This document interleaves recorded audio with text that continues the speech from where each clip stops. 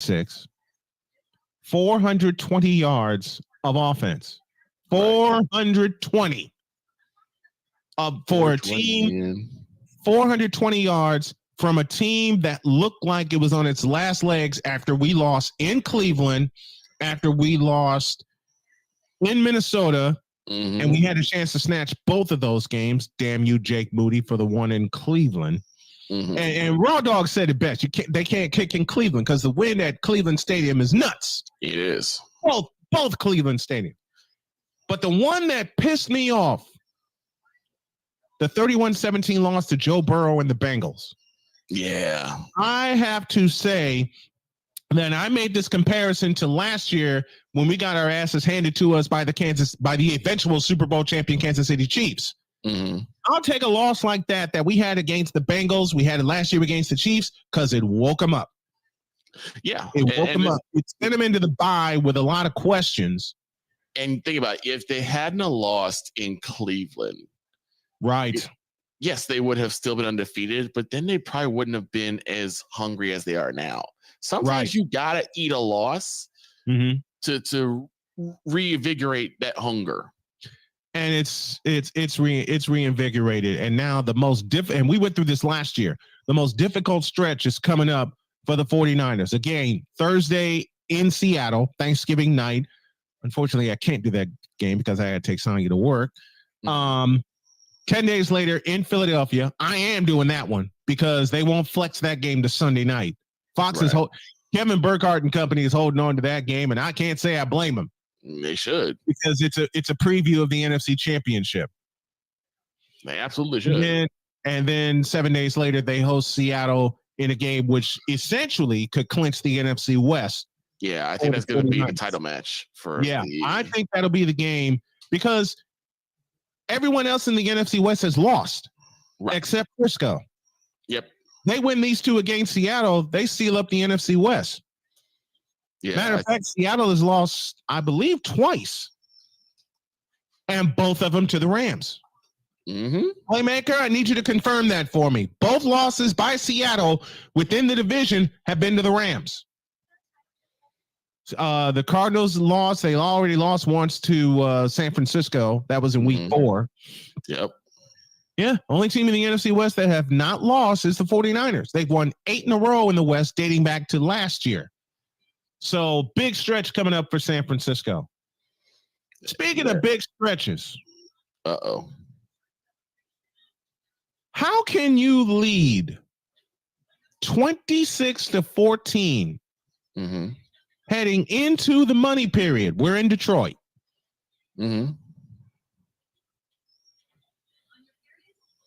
And led by the running back, which your franchise, of course, I'm speaking of the Chicago Bears, stupidly let go. Stupidly let go. And, of course, we're talking about David Montgomery, the multiple-time 1,000-yard rusher for the Chicago Bears. And you let him go like idiots. And he beats you. Probably the most effective running back since Matt Forte. I'll give you that. I have a better question. I will give you that. I have a better question. How do you lead 26-21 with 31 seconds on the clock? Yep. And you give up 10 points. 10 in less than a minute. Well, first of all, it's the Chicago Bears. Montgomery goes for the touchdown. And they get the 2-point conversion, making it 29-26, which means that the Bears, in order to at least tie, they have to go down the field. They got to get a field goal. And I was wrong about David Montgomery. He's rushed for 800 yards with the Bears 3 times. He had 1,000 yards in 2020. So I was wrong. I was dead wrong about that. I apologize. But still, you let your best player walk. Because they're idiots. That front office is full of fools. It's full of fools. They're full of morons. Matter of fact, I have a perfect answer. I have a perfect answer. Two perfect answers to this. Mm-hmm. First of all, how do you let you let David Montgomery walk for a cheaper price in Detroit? You fool! You deserve everything you get. And secondly, I gotta play this for you, Victor. And this is courtesy of Cole Johnson and Wise El Jefe. They let David Montgomery walk.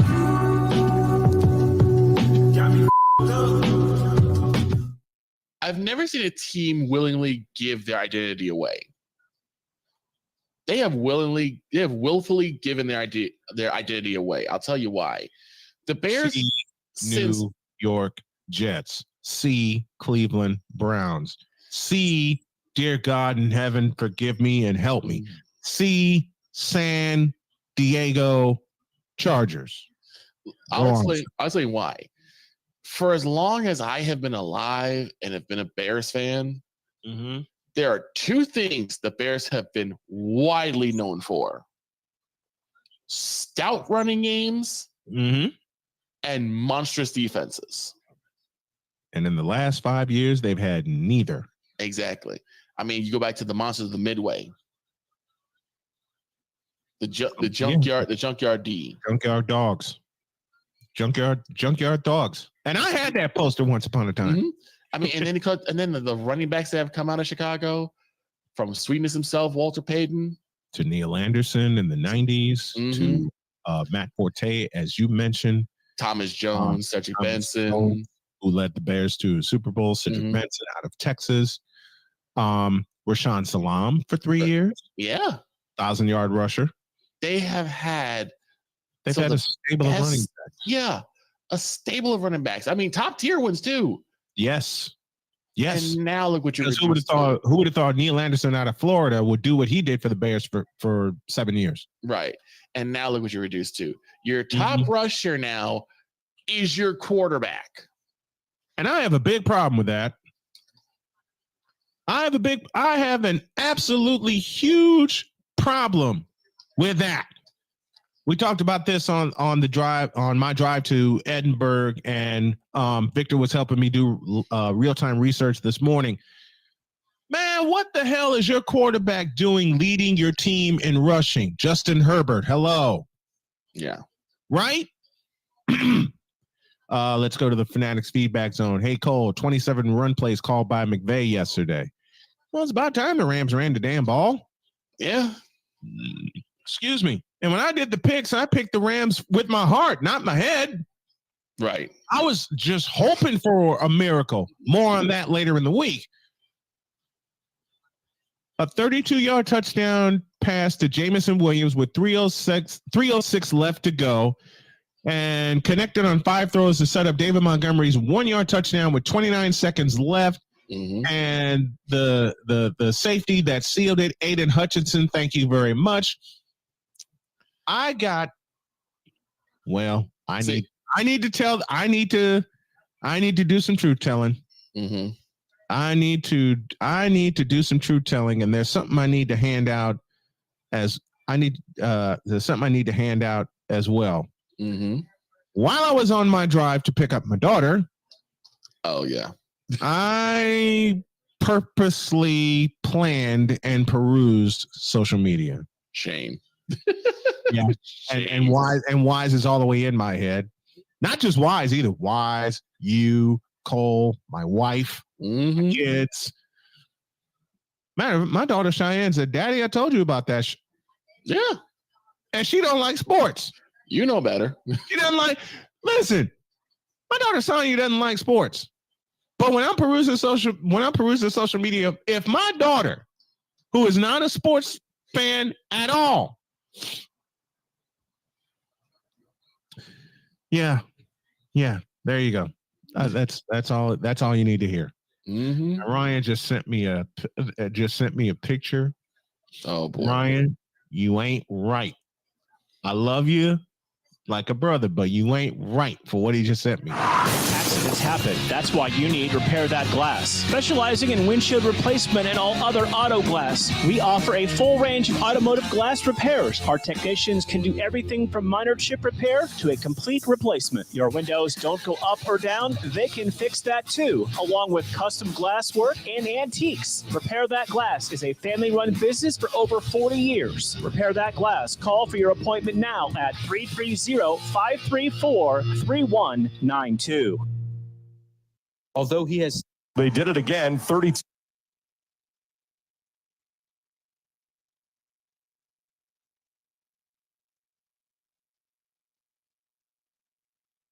WWE superstar Alberto Del Rio. Take one. Behold the angry giant. Try it again, Alberto. Behold the angry giant. Perfect. Good luck tonight.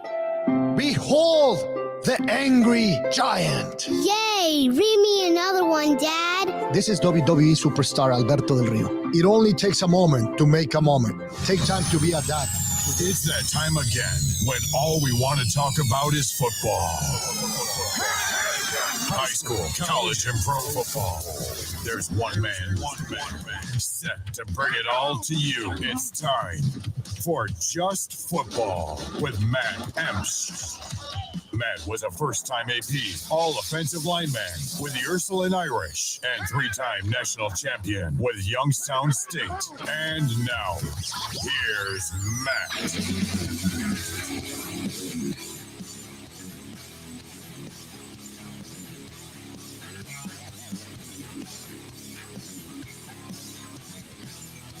And welcome to Just Football. I'm your host, Matt Emch. Good Wednesday, everybody. Thanks for being here. Just want to get a few things out of the way real quick. Again, we have a new partner, 12ouncesports.com. Quench your sports thirst. Thank you for being part of our show here and simulcasting here. We're very proud to have you on board. Check them out, everybody. They're doing a great job over there at 12 Ounce Sports. I'm just going to real quick let everybody know we have some new sponsors. Their commercials will be airing next week.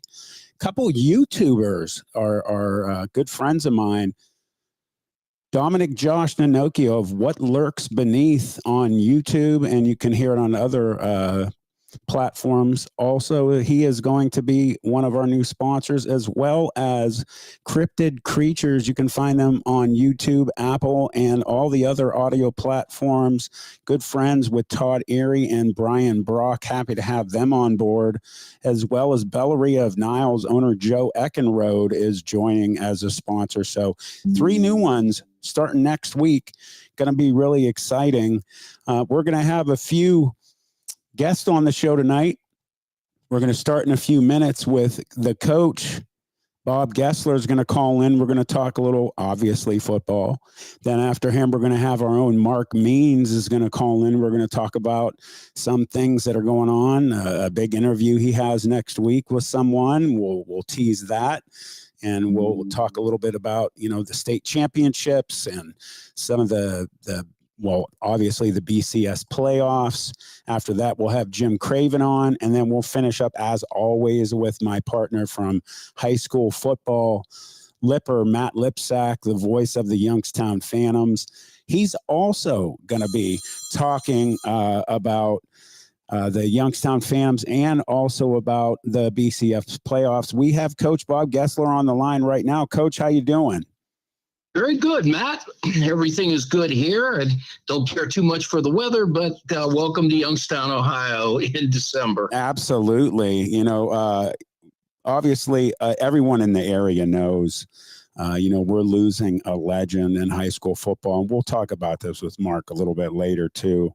Yep. Coach Pav, last year's Division III state championship winner, the Canfield Cardinals. His record all time, 211 wins, 98 losses at Canfield, 183-76. I mean, absolutely mind blowing. He was a good coach, and he got him to play, and he took over the reins after, and I apologize, Tony. That was before him. It was I think Naples, right? No, it was somebody else. It wasn't Naples, and I can't. And I do apologize. So do I. He was a mainstay there, and so he left him, Coach Pavlansky, pretty good. But again, over the years, he put his people in place, did what he had to do, and I had the fortune of calling that championship game on our station with Jim Craven, and I'll tell you what, that was a good football team. They were very good size and everything, and they deserved everything they got that year. They did. I mean, they did not have much trouble with anybody in the playoffs. I mean, they dispatched Ursuline. I think that was the state championship game, in my opinion. And then after that, they just turned it on and rolled everybody. I mean, their quarterback is at Indiana. I think we'll see great things out of him. That's definitely one of the up-and-coming Big Ten teams. Yes, very, very much so. Watch out for them, and I think they're getting people in place. I agree. I have to bring up with you, you and I like to discuss specifically one of my alma maters, Youngstown State University, who had their second round drubbing by Villanova this past week. What's your thoughts on that game? Well, again, I wasn't happy when the number one team came in and we looked like we laid an egg. My opinion to this is we're beating teams we should be beating. Again, I think Coach Phillips is trying to do his, what he wants to do there. But again, nothing against the man. I think he does a pretty good job, but I just don't know if he's the fit. And I know I'm going to hear a lot of flack there from people. Great guy, uses our people, but I don't know. I'm not sold on him. I saw things on play calling that I thought, why would you do that? 3rd and 1 and you're punting the ball with 3-4 minutes to go in a game when you've been running them all decent. But again, what do I know? I'm just an announcer, and I'm retired now, and that's probably why. But again, everybody has their own opinions. Up to this point, I mean, he got him to the playoffs 2 years, so you got to give him credit for that. Yeah, I agree with you. I mean, they brought him in there to get them back to the playoffs. The guy did it. I know there's a lot of unhappy people out there right now, especially the beating that Villanova threw at them. I'm interested to see how far Villanova goes. I mean, they're very balanced. They were able to completely dominate in the running game, which is something, especially in the FCS playoffs. I mean, both FBS and FCS high school, it doesn't matter. If you can run the ball, you're going to do well in the playoffs. They've got a very strong running game. They've got a very big offensive line. They were very impressive. Huge. Yeah, they were huge. It's I listened to the game, and it's one thing that the announcers kept saying, Hannon, they are absolutely massive up front. And, again, I like to see how far they go. And, hey, that's a team you want to see them win the championship, so we could say, well, yeah, we got beat in the second round, but we got beat by the champs. I agree. You know what? We need some other teams in the FCS to knock these.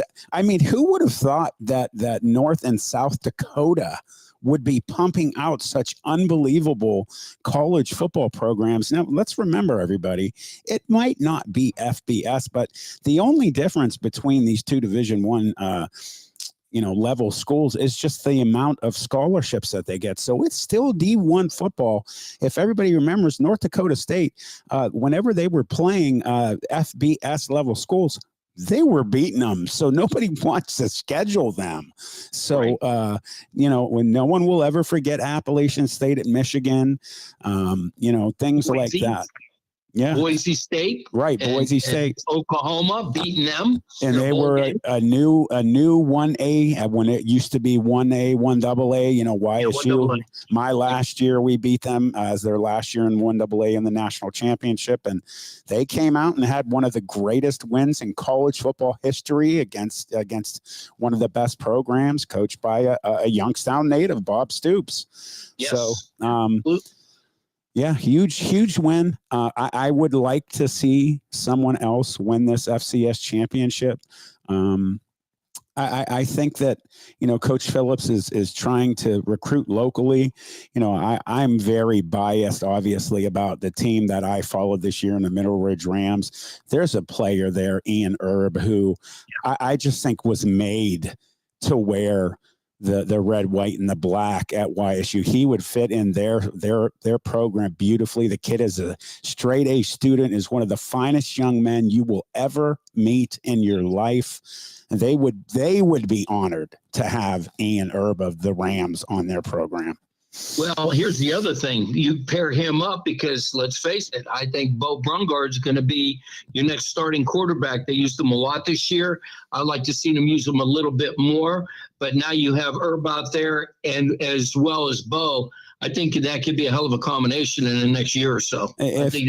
I agree. I hope that they give him the chance if they offer him, even if they just offer him preferred walk-on, the kid would absolutely 100% earn a scholarship in a season. He would get it. He is just that type of player. 4 years of incredible at Mineral Ridge, first team All-State. He's just been amazing. I would love to see him there. And I agree. They threw Brungard in there. He brought him down the field goal. You got to play the kid more. Well, after all, he's next in line because we lose our quarterback next year. Right. I don't think he's got another year of eligibility. So I'm curious to see. Brungard's smart. He's not the tallest guy, but I'll tell you what, I would sacrifice height over brains any day because the man reads the field. I saw him, was able to call his games at Springfield for 3 years. And the kid is just, he's got it. He's one of those kids that when you talk about football smart, he could read a defense. He could make the adjustments and stuff. So you give him a line up front and give him some time, he can cause havoc. And let's not forget the DNA. I played with his dad that won national championships, Mark Brungard. Let's not forget, and he can run the ball. The kid is a phenomenal runner. He could play offense or defense in college. So I agree with you. Moving to the FCS bowl season, we're going to talk about two bowl games before we get into the BCS playoffs.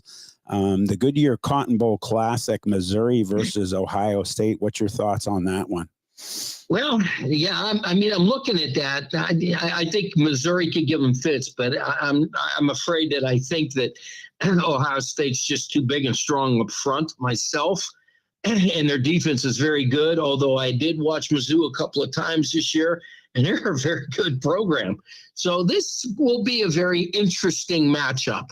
It's who comes out and smacks who in the mouth first, and if whoever could get a score or two ahead, it could be problems for the other team. Well, I'm looking at Ohio State. And I'm looking at Missouri's overall right now, 10-2, .833 average, 6-2 in the conference, 6-1 at home, 3-1 away. Started out 35-10 versus South Dakota, 23-19 over Middle Tennessee. Close one against Kansas State. Let's be honest, number 15 Kansas State has been always a team that just seems to be able to play with anybody. They had a close one against Memphis, another good program, 34-27, 38-21 over Vanderbilt. 49-39, actually a close loss to an excellent LSU Tiger team. 38-21 over Kentucky, 34-12 over South Carolina, and then 30-21 loss to number 1 Georgia at that time. So, and then a win over Tennessee, 36-7, and a win over just a pretty good Florida team, 33-31. And then 48-14 over Arkansas. So going to be playing number 7 Ohio State. Let's real quick touch on that last game that they played against that team from up north.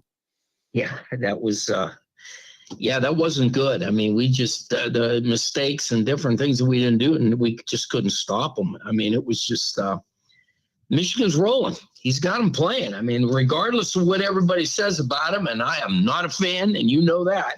But, I mean, you got to give credit where credit's due. I mean, their head coach said they told him, get out, you're away. Did they skip a beat? Nope. It's a good football team. You got. I don't care what anybody says. Michigan is the team to beat. Right. That's my opinion. Agreed. Let's real quick pick the winner of the Notre Dame Oregon State game. Who do you got in that one?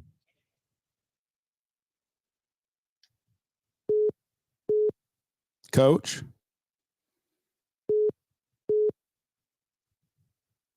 Coach, you there? Sorry, we lost Coach Gessler for a second. We're waiting for him to call back. Give me 1 second, everybody. I apologize about this. You always have a little something in live football and live shows. Coach, sorry we lost you for a second. Yeah, I'm good. I got you back. Go ahead. Give me a winner on the Notre Dame game real quick with Oregon State. I'm going to say that Notre Dame was they lost too many close games, and they shouldn't have lost the games that they did. I don't know if they just took it lightly, but the Ohio State game, it is what it was. So, but I still think they're too strong. I think Notre Dame wins the game. All right. And real quick, let's touch on the BCS games. Who you got in the two games, Michigan, Alabama? Well, first of all, I don't believe Alabama should have been there. I think that what they did to Florida State, even though I hate Florida State, I'm not a big fan. But, you know, when you go undefeated, Matt, and you beat the teams and you do it with a third-string quarterback and win your league, that was terrible. So I hate to be that way, but I just think Michigan will be too strong for Alabama. You know, I talked about it real quick. I'm just going to mention last night on Mark's show, I will not be surprised if Michigan beats them. I am going to push with Alabama, but they're a balanced team. Washington and Texas, who you got? Yeah, that's another one. I think that's going to be a barn burner. I watched the Texas game, and you know what? They were good, but I watched a couple of Washington games, and I'll tell you what, they got them playing out there. So that's going to be a coin flip. Did they put a points spread out there for the bettors? Real quick, Coach, pick it. We will go into commercial. Who you got? I'm going to say experience. Endurance Butcher Block in Mineral Ridge is a quality-driven company focused on great personal service. Our fresh meats are of the finest cut. We make a variety of burgers, sausages, and a full line of deli meats. Using our own smokehouse, we prepare different types of jerky, snack sticks, kibasi, bacon, hot dogs, and bone-in hams. When your tummy needs some relief, call 652-BEEF. That's 330-652-2333. Action Physical Therapy is a locally owned outpatient physical therapy company serving the Mahoning Valley for over 20 years. With 5 convenient locations in Hubbard, Cortland, Kinsman, Salem, and Mineral Ridge. Action Physical Therapy can handle all of your physical therapy needs. Action Physical Therapy will create a unique plan made specifically for you. Call us at 1-8333-BEST-PT to schedule your evaluation today. Check us out at myactionpt.com. Get back in action with Action Physical Therapy, and as always, go Rams. If you are seeking a skilled photographer in Northeast Ohio with experience in capturing documentary-style photographs for various occasions such as family events, weddings, graduations, sporting events, and other special occasions, look no further than Colleen Moore Photography. Accessible via ColleenMoorePhotography.com, or she can be reached at 330-314-7547. Colleen sends her best wishes to the Mineral Ridge Rams for a fantastic season. Go Rams! From high school to the pros and everything in between, you're listening to City View Sportscast, part of the iMedia One network.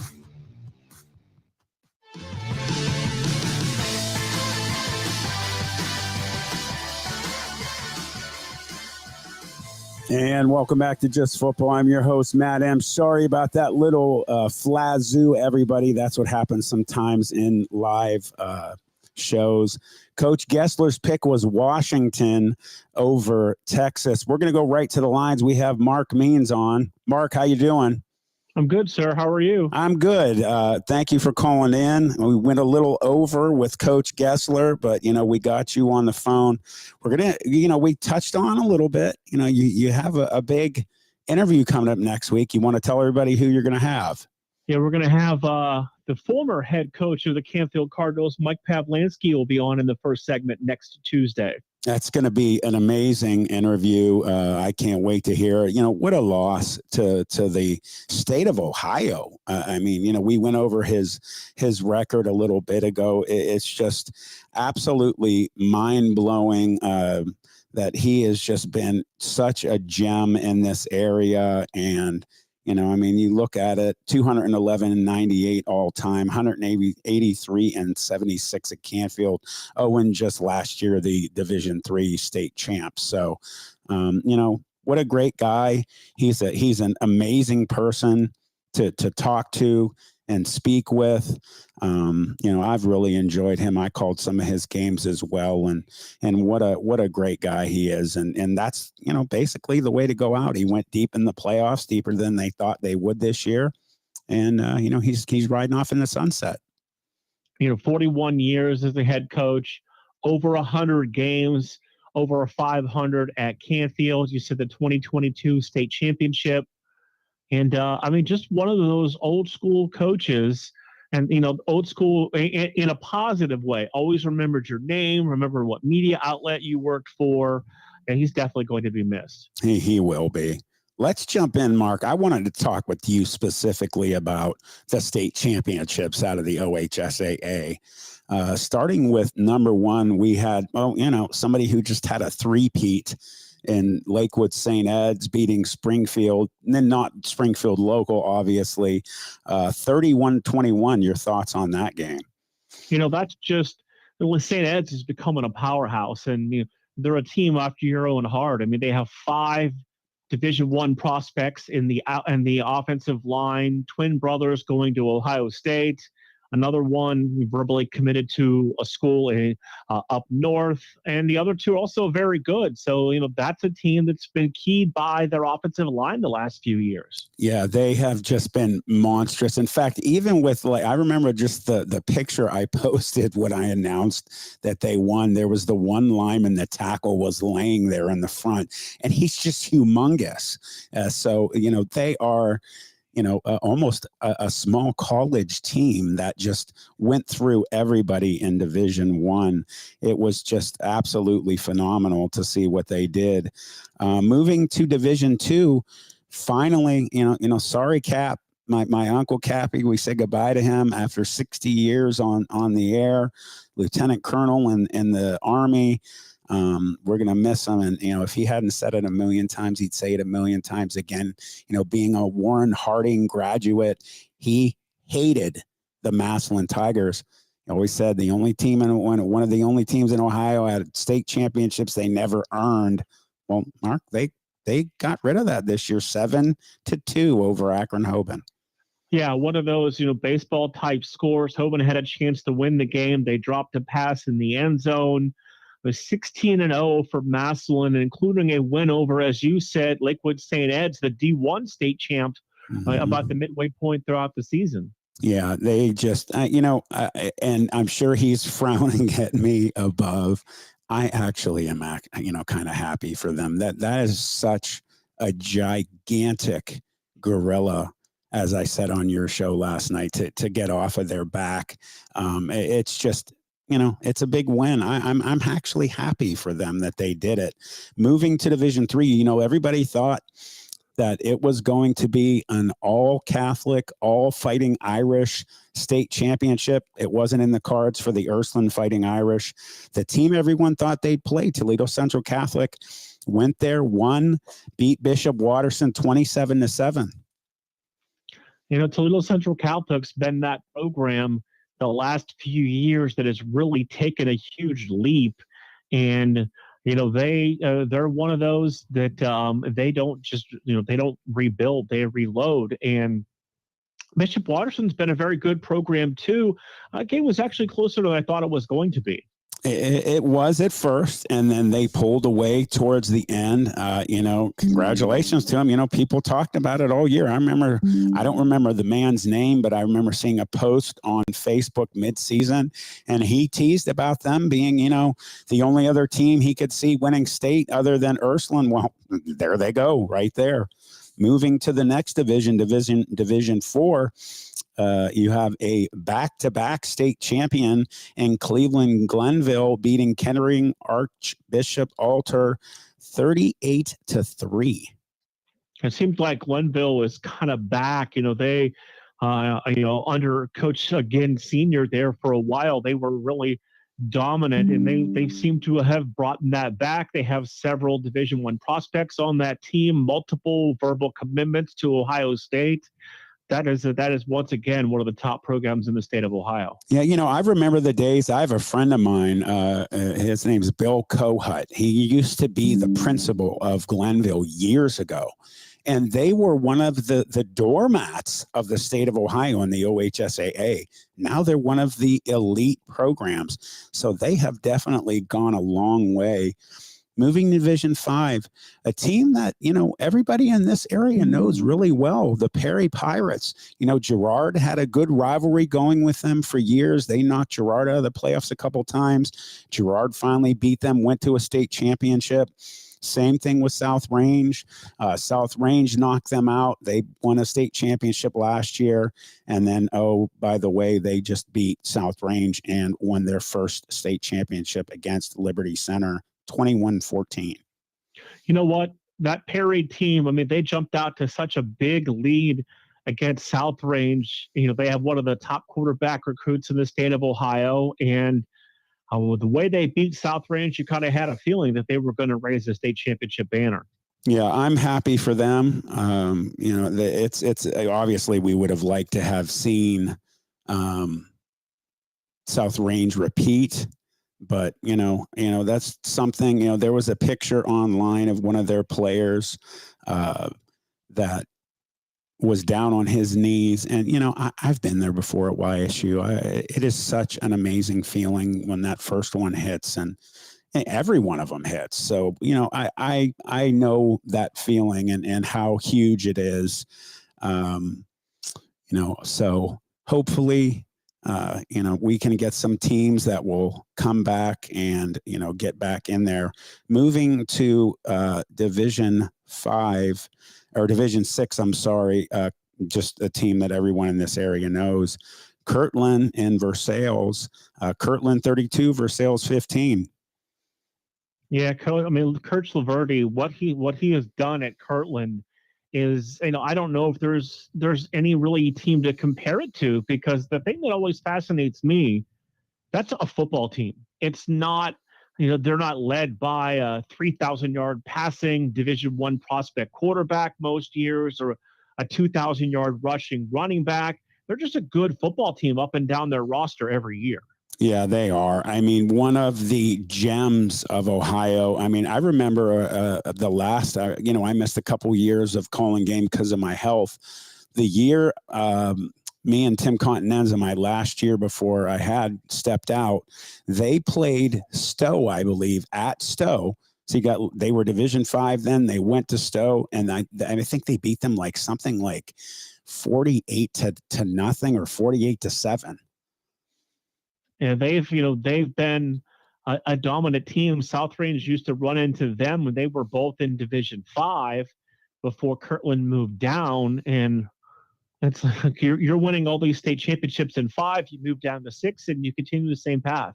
Yeah, it's really been an amazing run for them. And then finally, in the Division 7, you had Maria Stein Marion Local against Dalton.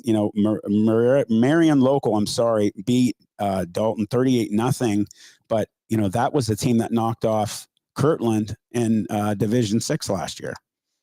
You know what, Maria Stein Marion Local has become, you look at the D7 state championship bracket, you put them in, and pretty much automatically over the last few years. They've become another one of those teams that you just expect to be playing for a title no matter what division they're in. Yeah, definitely one of the also gems in the state. That says a lot that they took care of Kirtland last year. And, Jim and Coach Bob saw Dalton firsthand take care of Springfield very easily. So they dispatched a very good Dalton team. Pretty easy. Mark, moving on to the BCS playoffs, 2 games. What's your feelings on the first one? That team from up north in Alabama. You know what?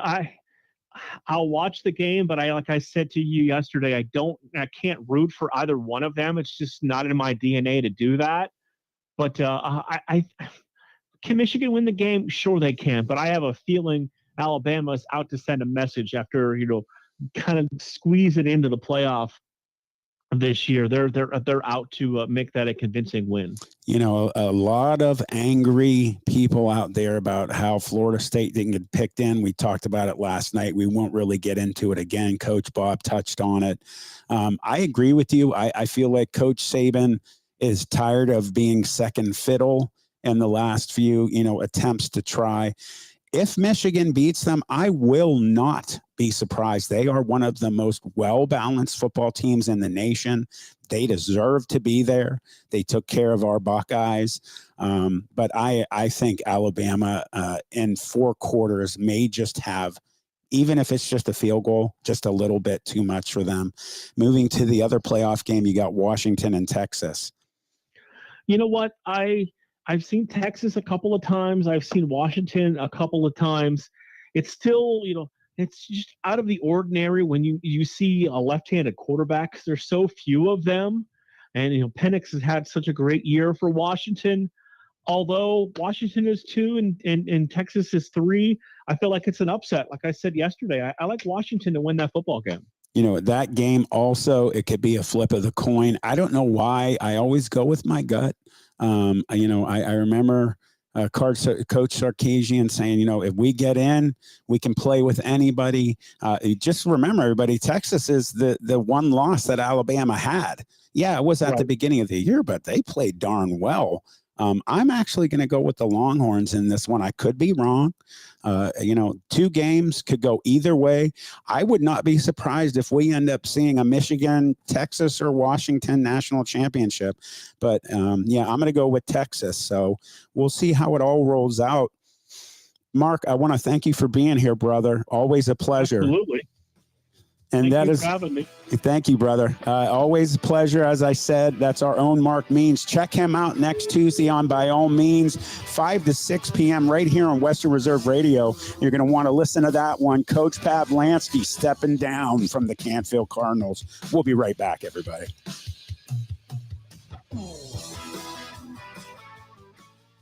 Experience nature's bounty with Creation's Backyard. Elevate your health with the most nutrient-dense foods on earth. From farm to table, sustainably cultivated with care. Grown locally in Niles, Ohio with no chemicals or synthetics ever. Unlock your culinary creativity with Creation Backyard Microgreens. Convenient local delivery and pickup options available. Order now at creationsbackyard.com or call 330-282-7208. Jesse's Dairy Cove is a hometown favorite, located at 3743 State Route 46, across from the gazebo in Mineral Ridge. Enjoy all of your favorite ice cream. We have over 32 hard scoop and over 40 soft serve favorites. We also have a large food menu, including homemade chili sauce, sloppy joes, pulled pork, fresh cut French fries, and mac and cheese. This fall, we'll start our homemade cookie and party trays. Visit our website at jessesdairycove.com to see our menu. At Jesse's Dairy Cove, we appreciate your business and wish good luck to the Rams.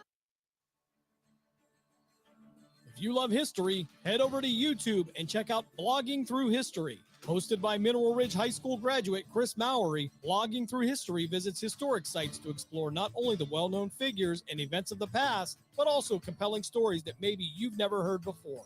Chris would also like to wish his niece Amira Emch and the Mineral Ridge Rams the best of luck for a successful 2023 season.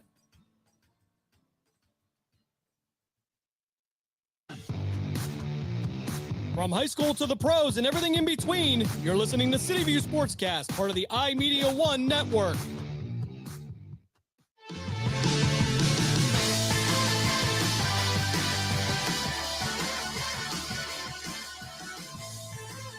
And welcome back to Just Football. I'm your host, Matt Emch.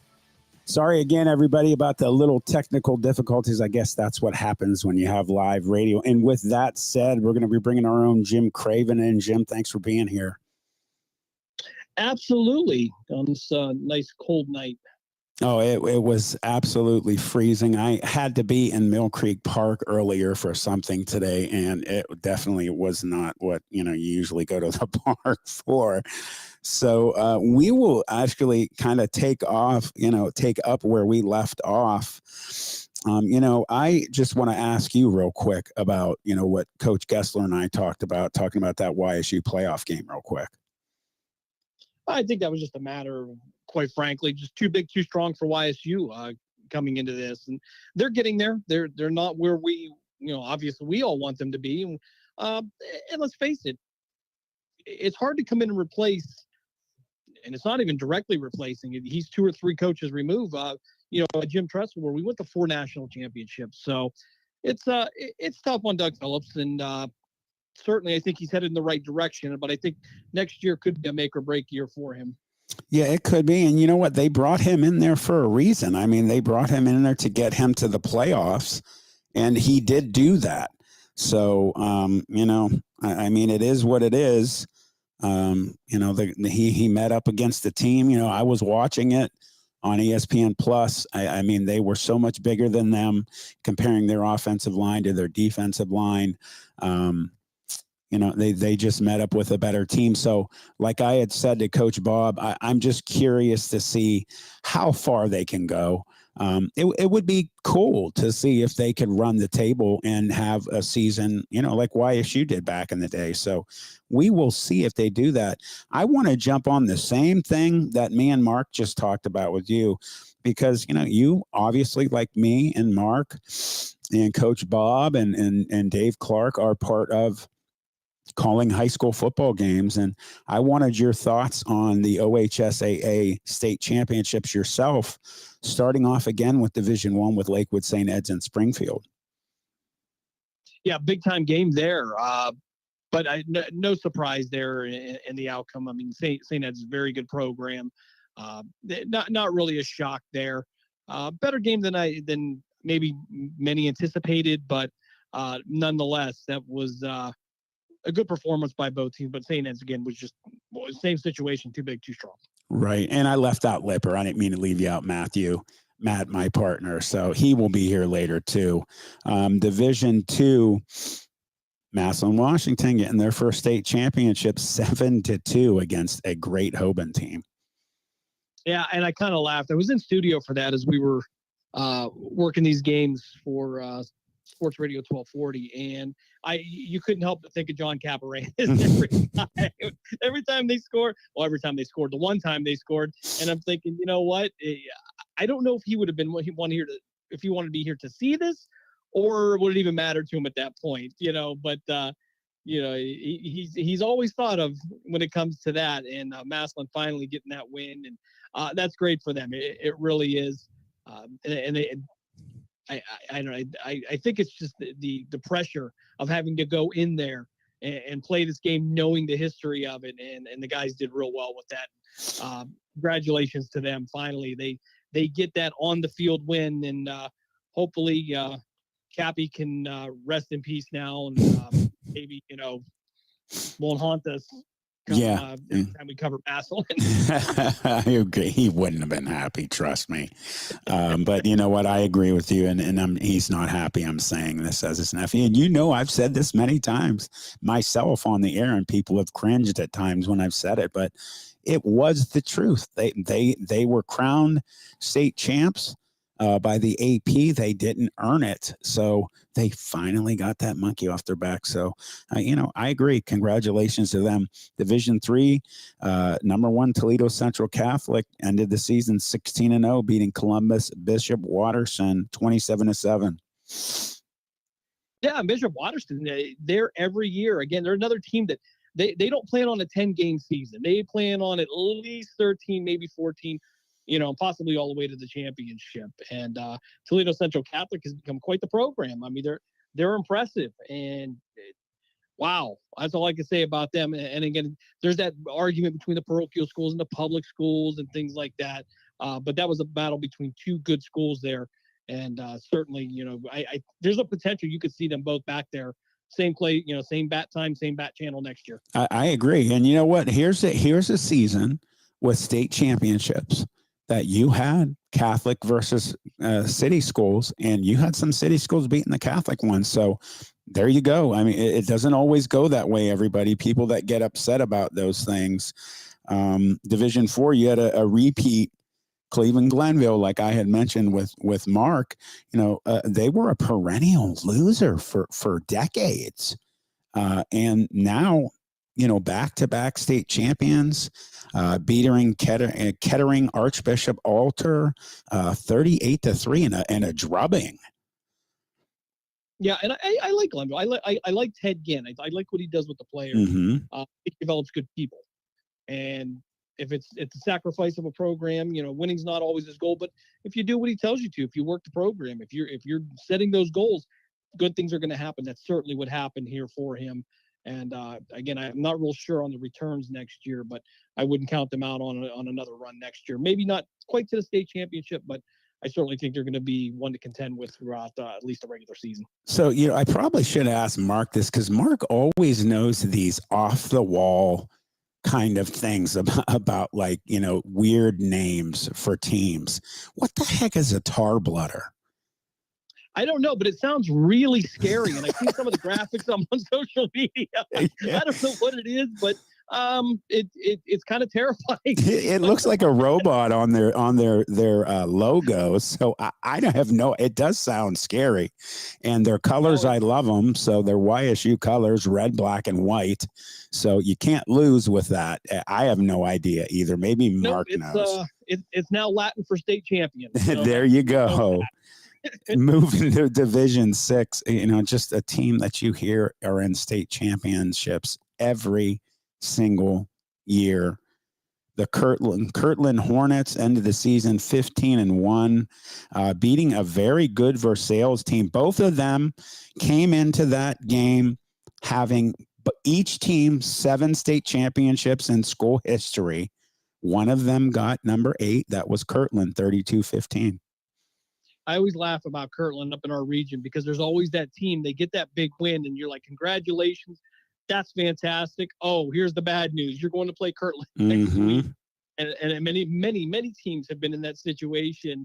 I'd like to know what's in the water there. I mean, they built that program with such a foundation that they're another one that they expect to be 14, 15 games into the season, if not state champions. And, these are really long seasons. And the thing with Kirtland is the depth and the way they develop players. They just keep churning them out. And I thought I heard Mark say to the effect of, that they don't rebuild, they reload. Mm-hmm. And that is the God's honest truth right there.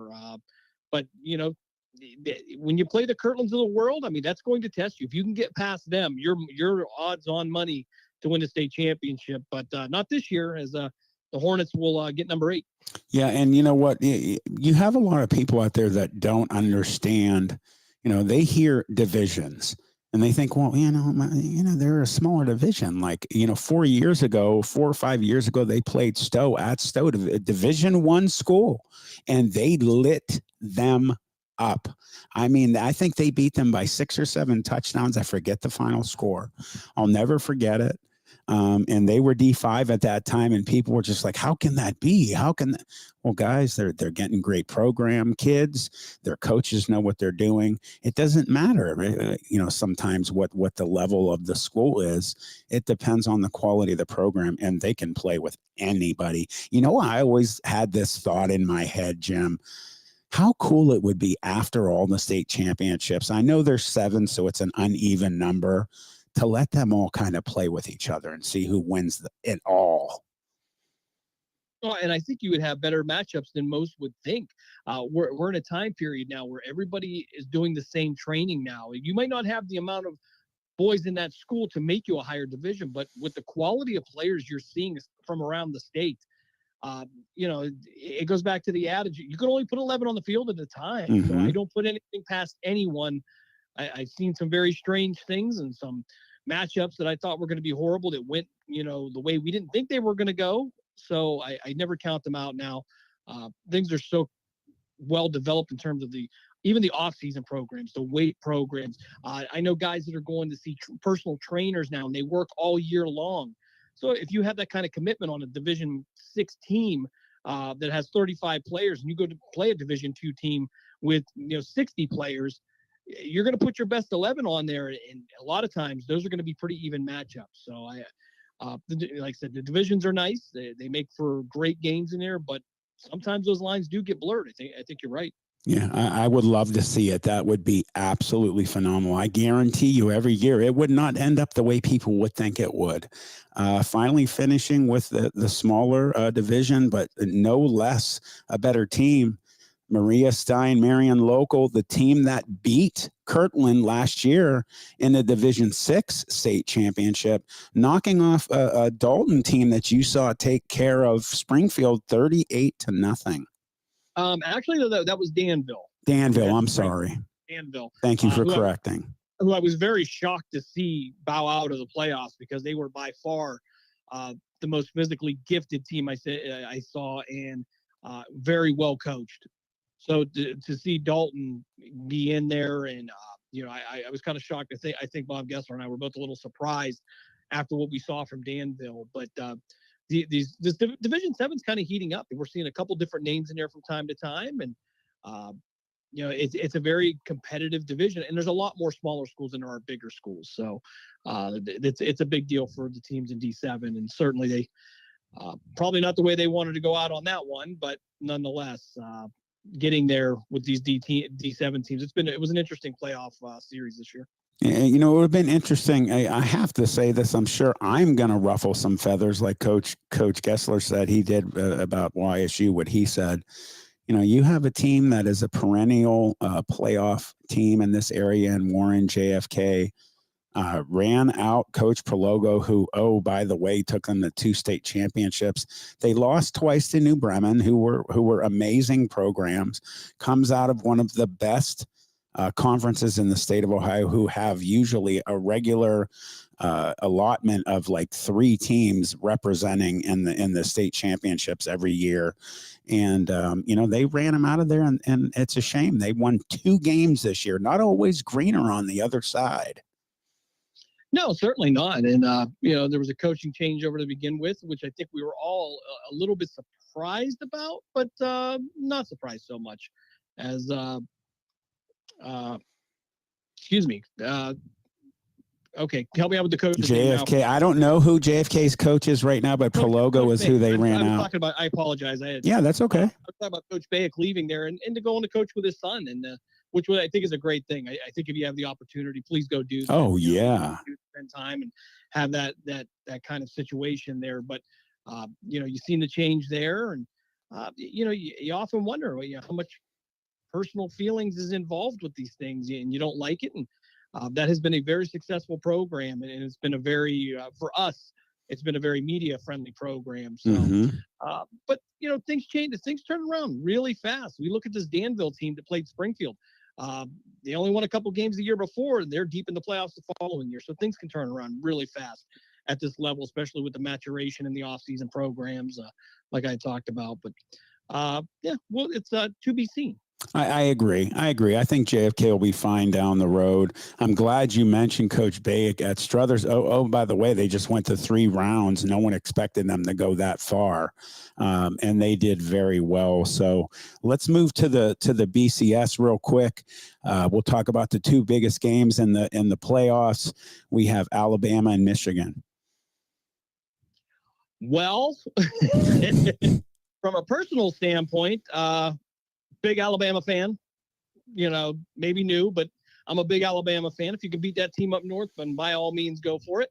And I think that's going to happen. I think Coach Saban steps up when it's time. He may have a hiccup here or there, but it's far and few in between. They knocked off the number 1 team in the nation. So they're going to play a tough Michigan team. And if you want to consider this an upset, I can see Alabama winning that one. I absolutely could see it. Yeah, I do too. And as I've said, this will be the 3rd time, 4th time, maybe. Yeah, 4th time. I will not be surprised if Michigan beats them. They're so well balanced. But I mean, at the very least, I think Alabama will at least be a field goal ahead at the least winner ahead of them. I agree. Coach Saban is on a mission this year. Who knows? This might even be his sunset ride. You never know.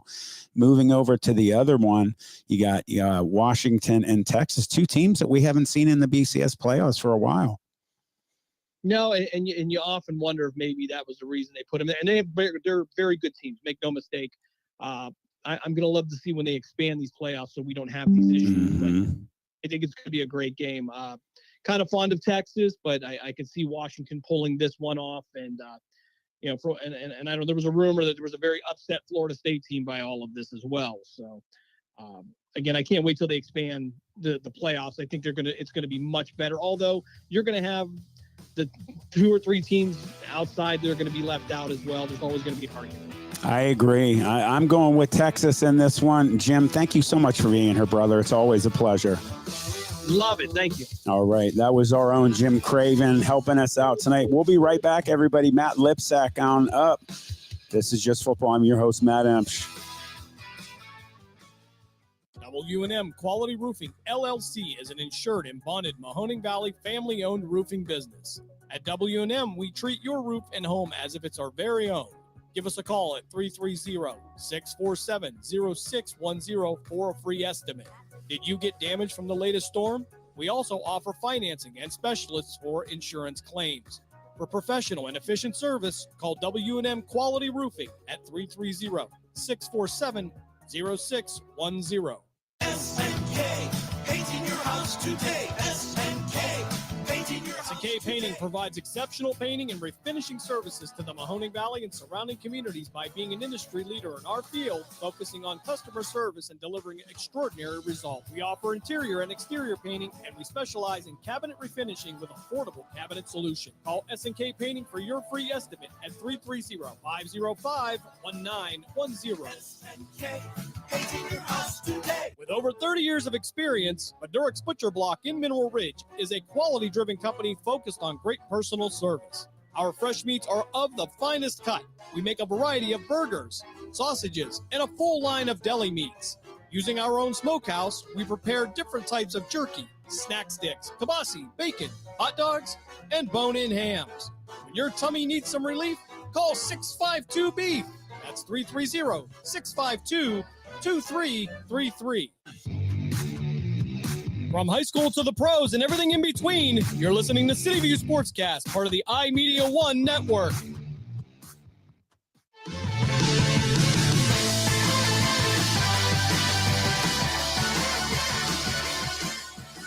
And welcome back to Just Football. I'm your host, Matt Emch. We're going to go right to the line. We have our own Lipper, Matt Lipsack, the voice of the Youngstown Phantoms on. How you doing, Matt?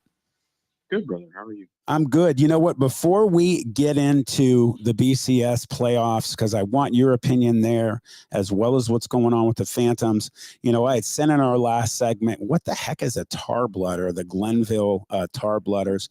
Well, our own coach, Bob Gessler, during the break, sent us something. What is a tar blooder?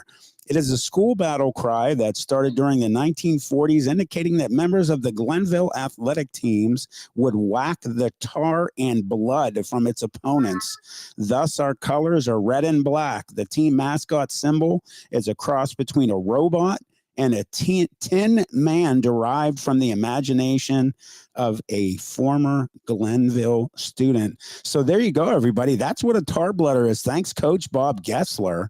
There you go.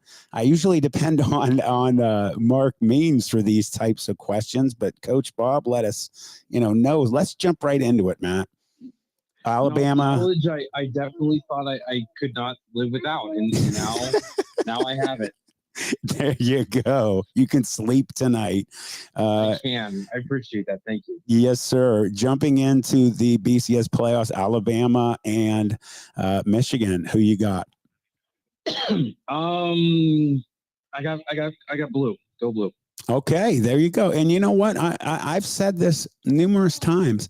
I will not be surprised at all if Michigan wins. They are without a doubt one of the most well-balanced teams in all three phases of the game. They run the ball extremely well. Their quarterback is absolutely phenomenal. He runs like a 4.3 40. The kid's incredible. Oh, and by the way, Coach Harbaugh said that all 5 of their offensive linemen will be in the NFL someday. So, and their running back's incredible. So I won't be surprised if they end up beating Alabama like Ohio State did in 2014. I won't be surprised, everybody. I am picking Alabama, jumping over to the other side, Texas and Washington, 2 teams we don't usually hear about these days. So I watched probably 3 or 4 Washington games this year, and they looked very good. I did not watch Texas play one time. So I guess by via of exposure bias, I'm going to have to pick Washington. You know, I watched Texas beat Alabama, and that's the only loss the Crimson Tide has. Oh, and by the way, another reason, you know, I hate both those teams, except the only reason I'm also going with Alabama, ex-Ursuline High School teammate of mine and used to be YSU's head coach, Eric Wolford, is the head offensive line coach at Alabama. So I have a little extra something for the Crimson Tide. So besides the fact that I hate that team from up north, that's why I'm going with Texas. I also saw the Red River rivalry against Oklahoma. Texas just looked really good this year. They played with everybody. I think they're going to end up back in it. I think we might see another rematch of Alabama and Texas in the national championship. So we'll see. Moving to the ice, Matthew, what's going on with the Phantoms? So the Phantoms this past week were in Rochester, New York. They split a pair of games with Muskegon Lumberjacks. They lost on Thursday 6-2 before winning on Friday 3-2. And they will be heading to Cedar Rapids, Iowa this weekend to take on the Rough Riders, who have been struggling mightily as of late. I believe they have lost 6 straight.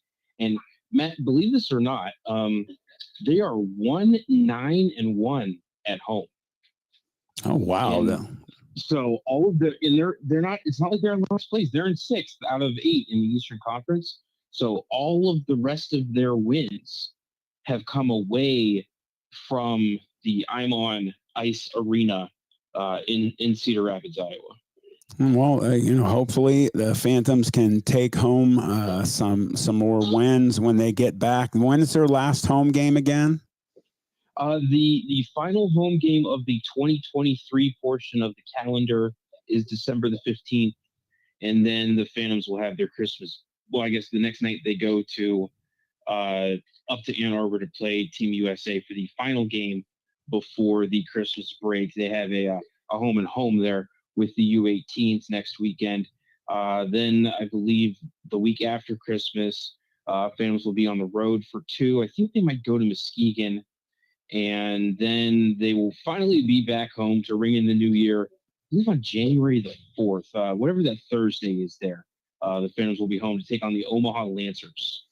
So if the Phantoms can get back to the Clark Cup this year, who do you see right now who's been playing very well that could end up being their matchup? Right now, obviously, you have to look at Fargo Force sitting on top of the Western Conference, and I believe on top of the whole league right now by maybe just a couple of points. Youngstown has actually dropped to 3rd in the East, but they are only 1 point out of 1st. Green Bay is actually tied with Dubuque right now. Both have 31 points, and Youngstown has 30. But Fargo we have a few points ahead of Sioux City out in the West right now. Haven't got to see the Musketeers yet, but they are having a good year. The Tri-City Storm, former Phantom head coach Anthony Noreen always has them doing well. And I want to say Waterloo is starting to come on a little bit in the West as well. So, I mean, right now Fargo's kind of running away with the whole thing. They don't even have, I think, 5 regulation losses on the year. There's something crazy like 17-2-1 or something like that. Loading the standings right now, and no, they are 18-2-1 for 37 points. So they are. They're a few points clear right now in the race for the Anderson Cup, which is the trophy awarded to the team in the USHL that has the most points in the regular season, which of course gets you home ice advantage throughout the playoffs. We've got about a minute left. I know it's a tough question, Matt, but can you compare this year's team to last year's championship winning team?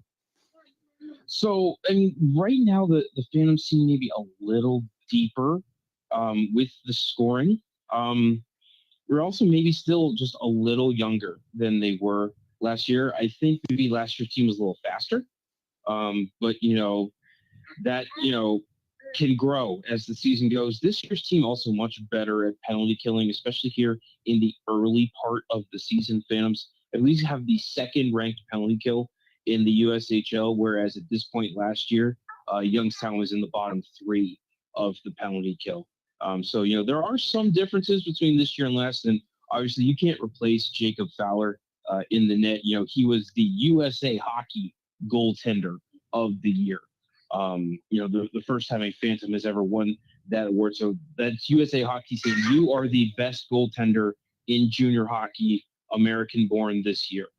So it's a very prestigious award. And obviously that's hard to replace. Not to say the Phantoms netminders aren't having success, but Jacob Fowler is very hard to replace in net. Absolutely. Matt, thank you so much for being here, brother. It is always a pleasure. We look forward to talking to you another time. Take it easy, man. You too. That was our own Matt Lipsack.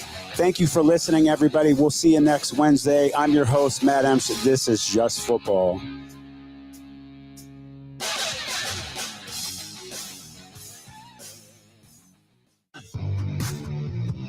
From high school to the... This is Mario Andretti. You know me as a race car driver, but I'm also a Meals on Wheels volunteer. I've raced against the sport's biggest personalities, but I've never met more vibrant, amazing people than the seniors served by Meals on Wheels. You can make a difference by dropping off a hot meal and saying a quick hello. So, America, let's do lunch. Volunteer your lunch break at americaletsdolunch.org. This message brought to you by Meals on Wheels America and the Ad Council. People been saying to your friend, get a different face, and posting on their feed, they're super ugly. The things they say to them online are cruel and they're not true. So tell your friend, I'll stand up for you. Don't worry, I know what to do. Know someone being bullied online? You can be a witness and make a difference by letting the world know it isn't cool and by letting your friend know you care. Learn more at eyewitnessbullying.org. Brought to you by the Ad Council.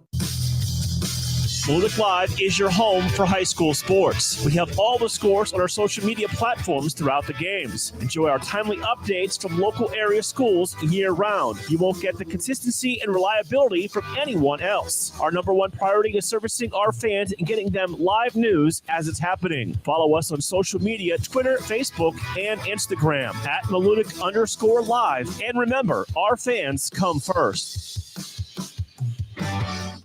What do basketball, choir, drama club, and marching band all have in common?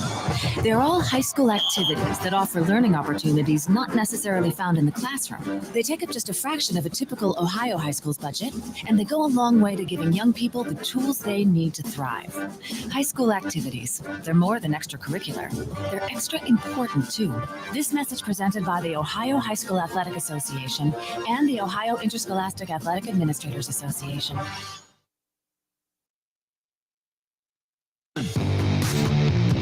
From high school to the pros and everything in between, you're listening to City View Sportscast, part of the iMedia One network.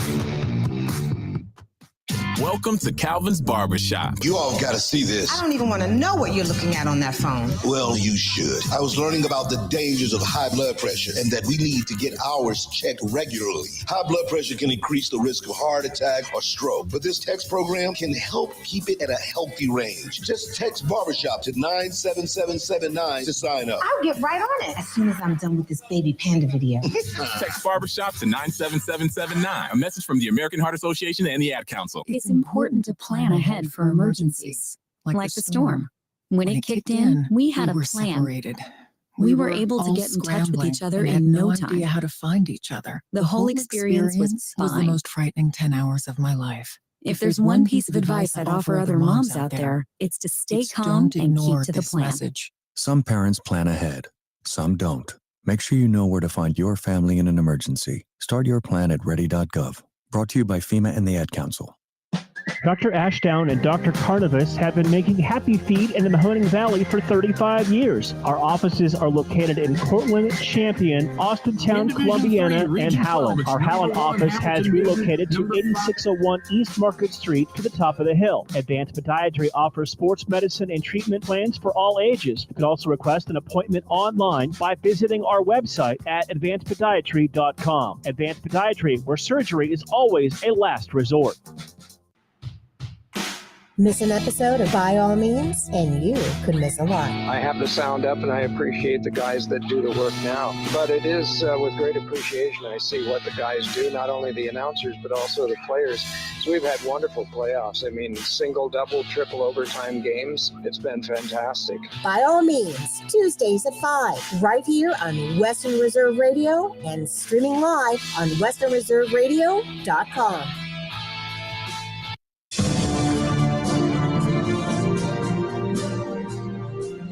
1:01 to go in the third quarter. Nassau leading 37-6. We'll run down the scoring play and some of the information with that here in just a moment. A tackle on the return after Grant took that football at about the 13-yard line, able to get up to about the 23, a 10-yard return for Grant on the kickoff.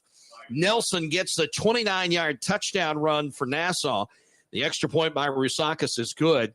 Nelson, that's his 10th rushing touchdown of the year. But get this, Greg, that's his longest run of the year, 29 yards. His previous long was 25 coming into this game. So that's a highlight for you. I find that surprising, to be honest, seeing his skill set and his speed, that you would think that he would have had a chance to make, break some long runs during the year. But again, I think he's got a tremendous career ahead of him. Wells does not come back at quarterback. It's Lee, and a handoff to Uri. Uri just going to try to get whatever he can, as the snap was high and he and Lee had some miscommunication in the backfield. Uri will get up to the 20, a loss of 2 on the play. It'll be 2nd and 12. As the rain begins to fall pretty heavily again. So those showers that were in our area have come back, and it's pretty much a steady downpour right now. These players have been out here in the cold and rain all day, and it's one of those things they got to find a way to get through this at this point. This could be the last play of the third quarter. Here's Lee looking, throwing. It is incomplete. Trying to hit St. Julian out of the backfield, and could not get it and get inbounds at the same time. Could St. Julian, and the incompletion stops the clock with 13.1 seconds left. And there was holding on that play. It looks like the Pioneers had holding, and it was declined by the Lions on that play. So it'll remain, 3rd and 12? Yeah, 3rd and 12 coming up for the offense of Northland. They have had a very good season, winning their opener against Rochester. And Rochester, such a tradition in that conference, the Minnesota College Athletic Conference up there. They beat Rochester pretty well, 34-6 this year, but not being able to get things lined out in this one. St. Julian is going to be stopped in the backfield. The first one to hit him was Henry Garrison, a backup defensive lineman, and then Winey came in and finished it out. St. Julian had no chance on that one. With Wells out of the game, Lee in at quarterback, who's a wide receiver by trade, Nassau pinning their ears back here and just kind of coming after him. Well, yeah, he probably hasn't taken a lot of snaps in practice or anything. So, yeah, they're just going after him right now. That's the end of the third quarter, 37-6. Nassau starting to run away with things here in Glen Ellen. Back in a moment. The Red Grange Bowl is on Sports Radio America.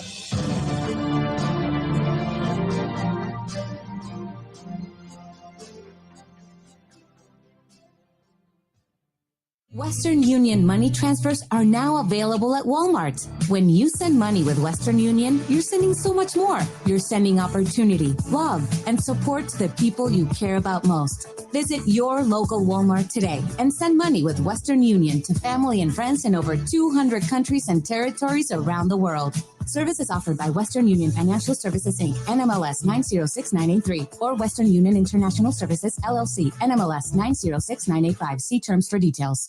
When is the best time to talk to your family about staying in touch during a disaster? Amid the chaos? Or is the best time perhaps today. Go to ready.gov/communicate and make your emergency plan today. Don't wait. Communicate. Brought to you by FEMA and the Ad Council. Into the third quarter, now getting ready for the start of the fourth. 37-6, the score. Nassau leading the Pioneers of Northland. And Nassau, the defense starting to come after Northland here with a backup quarterback into the game. They're working on their backup quarterback right now and some of his equipment. Dylan Lee over on the sideline. Some of the staff members over there trying to help him out, even some of the other football players trying to help him out. Right now, though, the Northland offense is going to have to punt the football. They're facing fourth and a long, long way. 21, I think. Something like that. Fourth and 15, I think. Oh, okay. Yeah, it's fourth and 21. Correct. Snap. Here is the punt. It's going to bounce at the 41 and take a Northland bounce and then go out of bounds. Boy, it hit one of the Nassau players right in the chest. Audain, the returner, had it hit him right in the chest, bounced away from him, but luckily for him, and just like every other break it seems in this football game, it has gone Nassau's way, and it went out of bounds on the bounce. Give credit to the Pioneers there. St. Julian, number 7, hustled his tail off. Even though he's down 31 points here, he was hustling his tail off to try to get that ball, and kudos to him at this point. Something positive there. So the Nassau offense back onto the field. Genova gets a little pressure, steps up, gets away from it, now sacked. And again, coming up to take him down is Pickett, the defensive lineman who has not stopped this game, that's for sure. Has had a good one, stops Genova on the sack back at the 45-yard line. It's not a loss of a lot, maybe 2 yards, a little bit more possibly to the 44, but it's a sack nonetheless. Pickett got off the line really well there. He is a good athlete. He is quick, and he got past him, and then he had to come back and get him. But what a great play by him playing through the ball. Start of the fourth quarter here in Glen Ellen. Genova on second down and 13. Throws complete to midfield. The catch made by Marcus Lane. Lane falling forward into Northland territory. Person there on the tackle. And getting help, I believe, from Murrin. And they'll spot it at the 48 in Northland territory. Doesn't get the first down, but a nice gain. It'll bring up third and manageable. 3rd and 5 coming up here for Nassau. No back in the backfield with the quarterback, Genova. Tucker in motion, looking Tucker's way on the left side of the field. Now running, Genova. First down and more through the middle to the 35 and taken down at the 32. Tackle made by Dorval. Genova, there he is again, making those positive plays, making the determination that he didn't have anything downfield, tucked the ball and ran. Looks like we got another injury for Northland on the field right now. I think that's McCaddy, if I'm not mistaken. Boy, he's had a great game. I'd hate to see him end his day with an injury. I don't see him anywhere else over here on the sideline. We can't see his number, but I believe back at the 47-yard line, McCaddy is the one down. 13:25 to go. Genova picks up the first down on a very nice run. Yeah, I'll tell you, the rain is coming down pretty good right now. This is as heavy as I've seen it all day long. It's one of those things that certainly it can't be fun playing in these conditions when it's cold and rainy like this, but certainly one of those things that guys have to fight through it. And with my eyesight, I'm going to have to get right up on it. Maybe sticking my head out the window here in a minute. Well, good luck on that one. Good luck on that one. I'm not letting you open this window right now, I'll be honest. So, no, it's good. So, he's still down. I hope he's okay. He immediately took his helmet off. You could tell that he was in some pain. So, with them attending to McCaddy across the way, let's step aside for just a moment and take a break. 13:25 to go in the game. 37-6. Nassau with the lead over Northland in the 2018 Red Grange Bowl. Back in a moment here on Sports Radio America.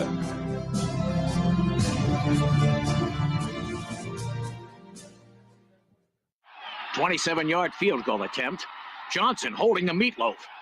Texas Pete hot sauce with the kick. Look at that meatloaf go. It's good. Give your food the kick it needs. Get some Texas Pete hot sauce. Drama for your mouth.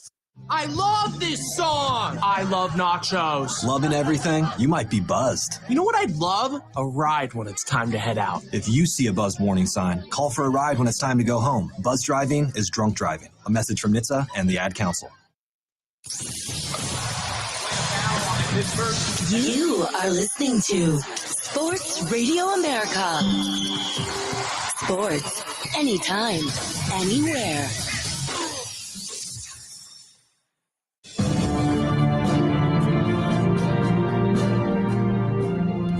Defensive lineman Marquavius McCaddy off the field now. Looks like a shoulder issue possibly. But Northland losing another important player in their machine. And it's now Nassau at 1st and 10 from the 32. Handoff will go to the running back.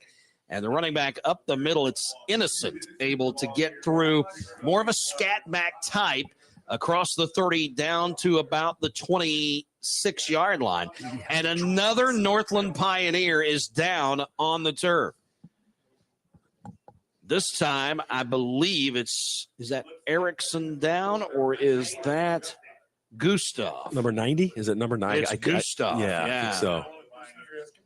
Stefan Gustav, who is the 6'2", 250-pound freshman defensive lineman out of Miami, Florida. I'll tell you something, this Northland roster, those guys up in Minnesota have went all over the country to assemble the players they use. No, you have to do that sometimes. Yeah, it's one of those things you have to, if you want to put together a team that's competitive, you have to find some of those players. And yes, you'd like to stay in your district, obviously, but it's one of those things that if you've got kids who want to come north, I guess, and experience snow, I guess, for the first time in their lives, well, what a great opportunity to go.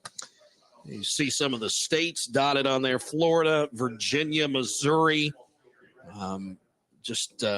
football-rich states, Texas, Colorado, Minnesota, of course, their home state.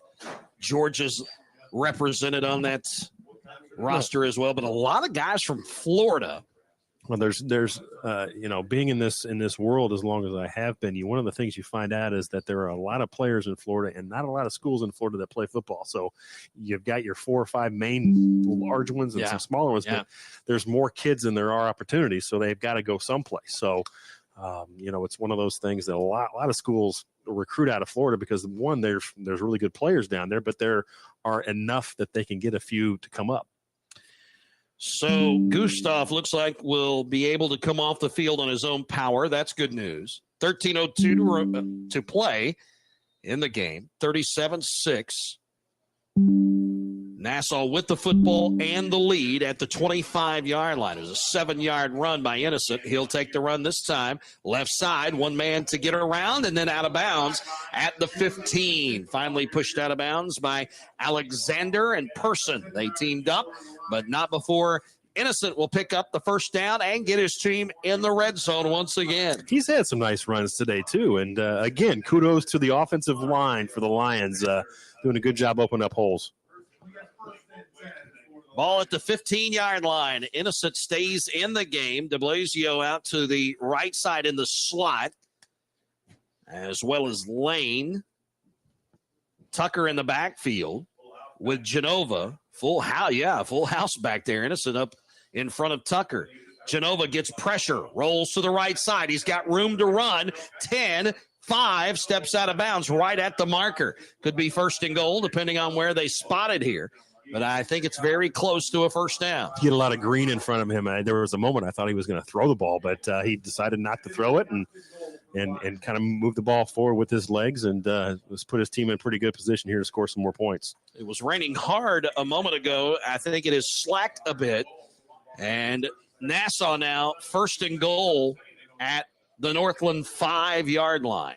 Genova just has picked the right moments to take off and pick up those first downs. He has been very, very decisive today. Throwing into the end zone, incomplete, trying to hit De Blasio on the back line in the left corner.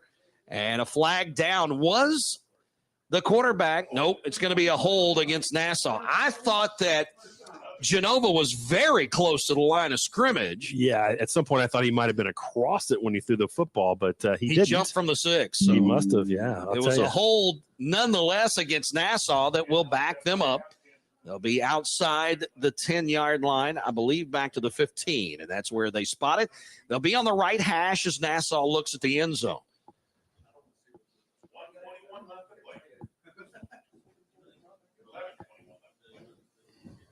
So Genova after the holding call. It's still 1st and goal, but back at the 15 now.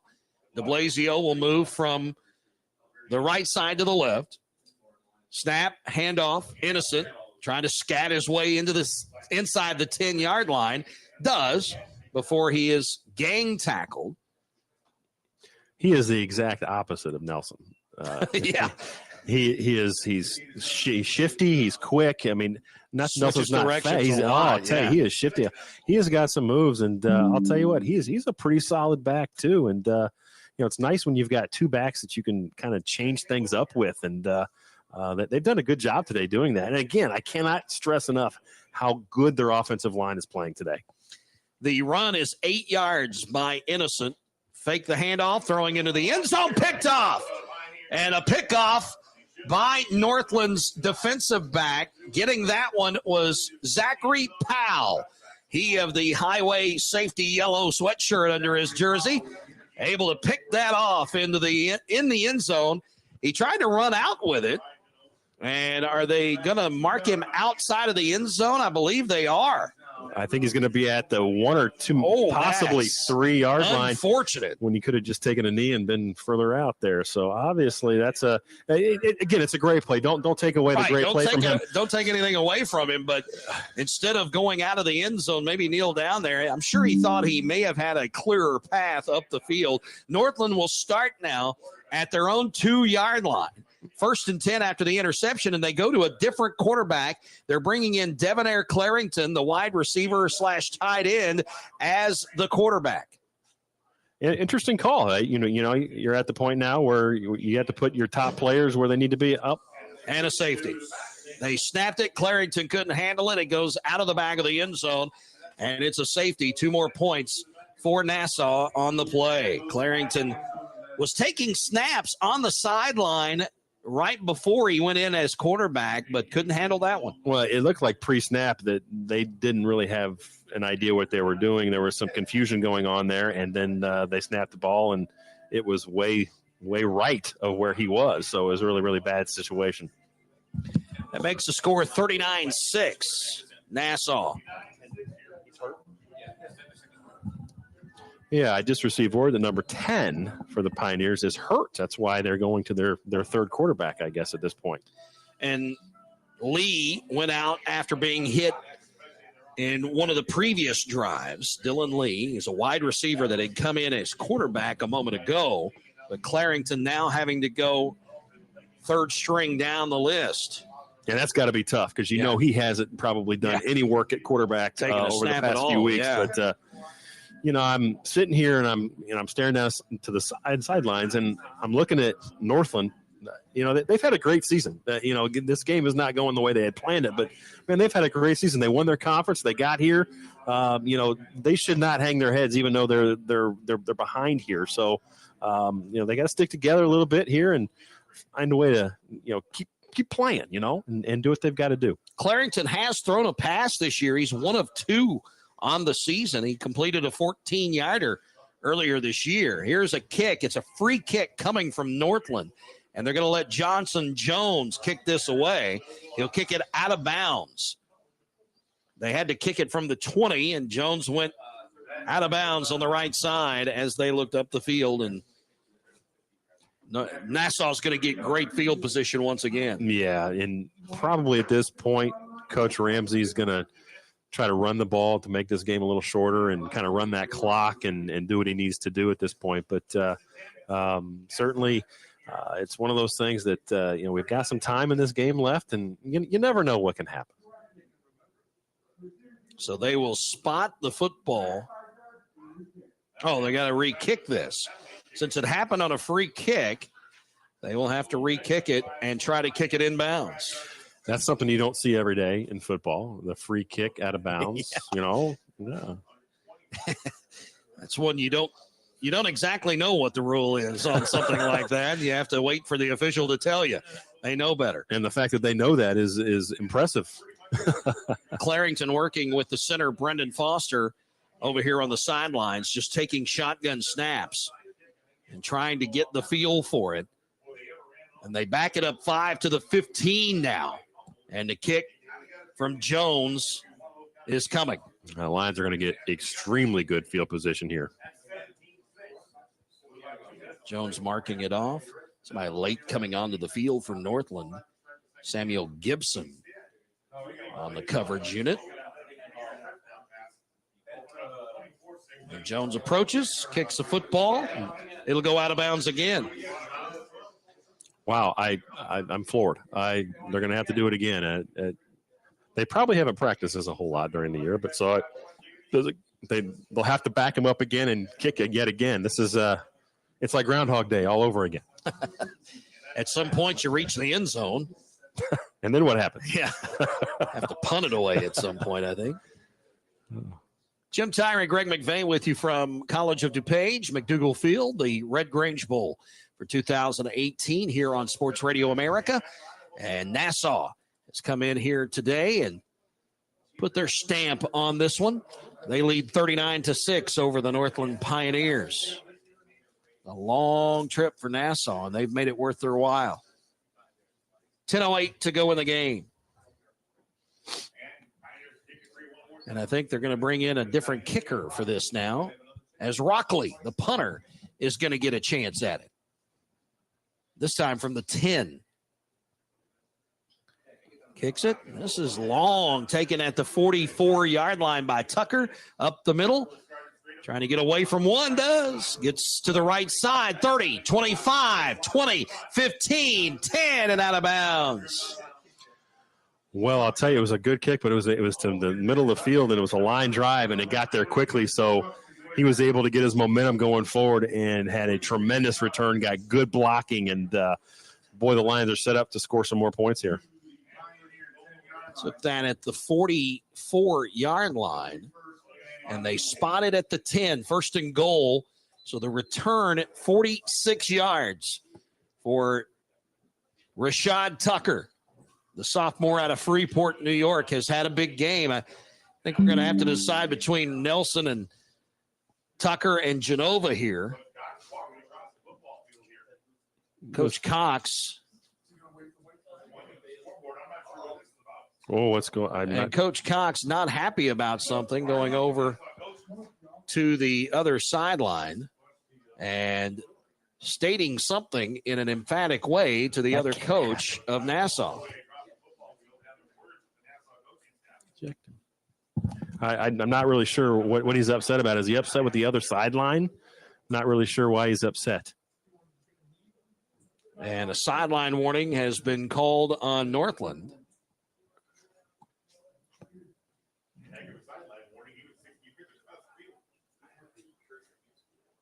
Coach Cox obviously very upset, and he's returned to the sidelines at this point, and not really sure what he's upset about, but still got to play. 39-6. First and goal for Nassau. They let Tucker go for the snap here. Tucker gets it, hands to Innocent. Innocent up the middle, 5, down to the 1, and he'll be marked down there. Another good run. Again, just got to find a way to finish. I know you're down a little bit, but Pioneers got to find a way to finish and still play hard to the end of this game. A 9-yard carry from the 10 down to the 1, actually inside the 1. Innocent just shy of the goal line. It'll be second and goal. They bring in Nope, they leave it the way it is. It'll be Innocent and Tucker in the backfield. Tucker takes the snap, hands to Innocent, touchdown, easy. And it'll add 6 more, 45-6 now. Nice play there with the handoff, and was able to score another touchdown. So looks like the rain has completely died down now. We're in pretty good shape here at in Glen Ellen, Illinois. Everything seems to be going well here. For Nassau's Innocent, that is his 5th rushing touchdown of the year. First of this game. They'll bring in Rusakis to try and add the extra point. He's been busy today. He'll have to ice the leg down tonight at the hotel. Now that one's low. Did it get through? It did. Got the extra point through. 46-6 your score as Nassau's rolling away with the Red Grange Bowl in 2018. 9:06 to go. Back in just a moment here at the Red Grange Bowl on Sports Radio America.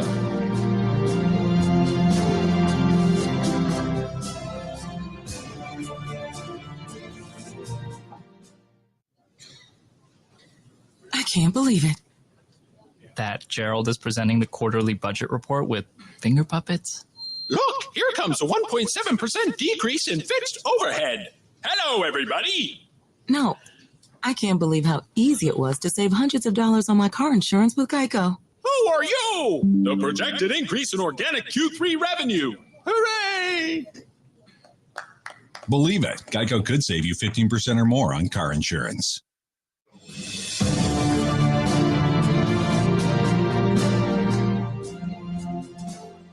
Rain is held off here for a few moments now as we get close to the end. 9:06 to go in the game. 46-6. Nassau leads over Northland. Kick taken at the 12-yard line by Grant. Grant around the right side, finding some running room, and finally taken down at the 43-yard line. Tackled by Nassau's Jonathan Cato. Nice return there for Grant. He's playing hard here till the end of the game. 32 yards on the return. And he didn't originally get the ball. It was bobbled by the other player. He picked it up and he ran, did a really good job getting that ball advanced up the field. 45-yard line. So actually the 33-yard return for this has to be their Grant. Best starting position of the day. I believe it is. Still on their side of the field, though.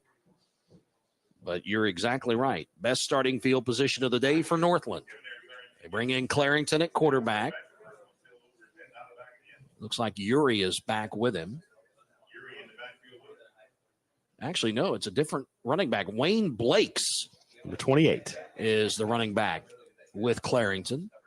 Fake the handoff. Clarington's just going to try to split the oncoming rushers. Gets up the field into Nassau territory and taken down as he's pushed out of bounds by Matthew Newsom, defensive back for Nassau. But a run for a first down by Clarington. And a gain of 18 yards on first down. 6'7", 230 pounds that can run a little bit. I'll tell you what, that was an impressive run right there by Clarington. So Clarington now at the 37 of Nassau.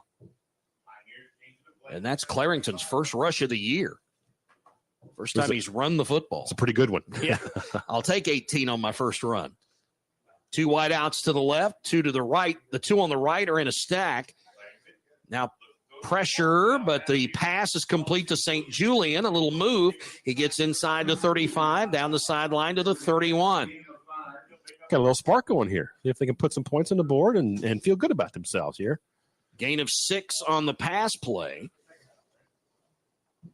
They need 4 more for a first down. Here, second down coming up. Conclusion of the game, we'll run down scoring plays. Be joined in the press box by the winning coach and player of the game. At this point, we have pretty much decided that Stephen Genova, the quarterback for Nassau out of Massapequa, New York, our player of the game. Clarington quarterback draw, tackled by Winey.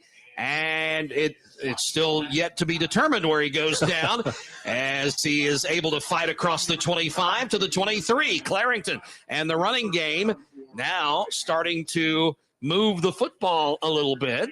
They're knocking on the door of the red zone here. Well, I guess you just put the ball in the hands of your best player and see what happens, right? And certainly he's certainly proved that he can run the ball, and he's thrown the ball a little bit and put a little spark in the Pioneers. That gain was 8 yards for Clarington to pick up the first down. Awaiting the snap, gets it, hands the football to the running back, Harris. Harris stopped in the backfield. First guy to hit him was Nicholas Hunter, the linebacker, and then help from many white-clad Nassau Lions after that. A drop here, loss of a couple on the play back to the 33. Actually, a loss of 5. It's a small thing, but if you have the 28, pardon me. It's a small thing, but if you haven't handed the ball off to somebody in a long time, it's kind of tough to get the feel for that. So it just kind of put that play in a bad position because the handoff wasn't smooth.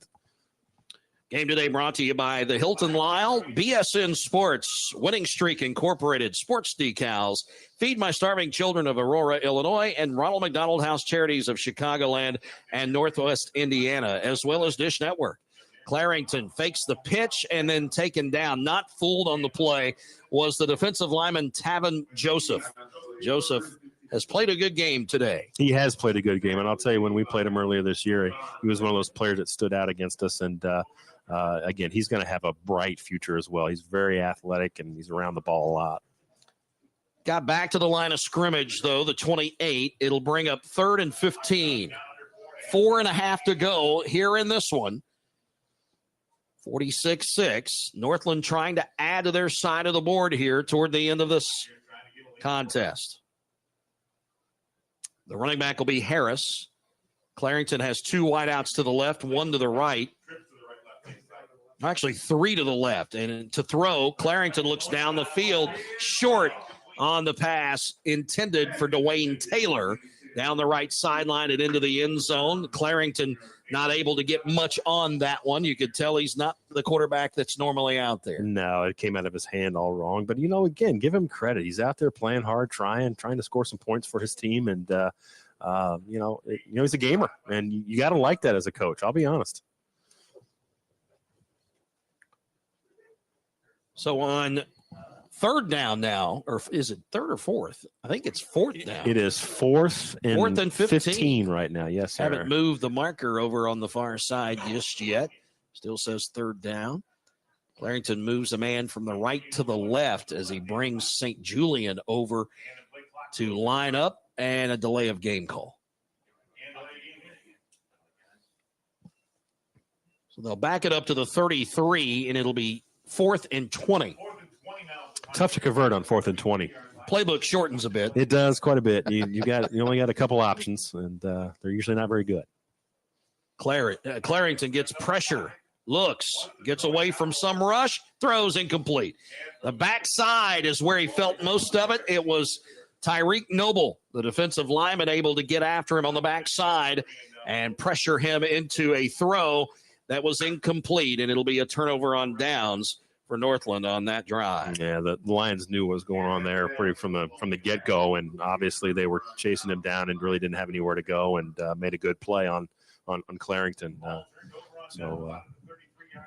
Not a great end to that drive, but I'll tell you what, they moved the ball a little bit, and so let's see them go out there and try to get a turnover here. So Northland brings the defense back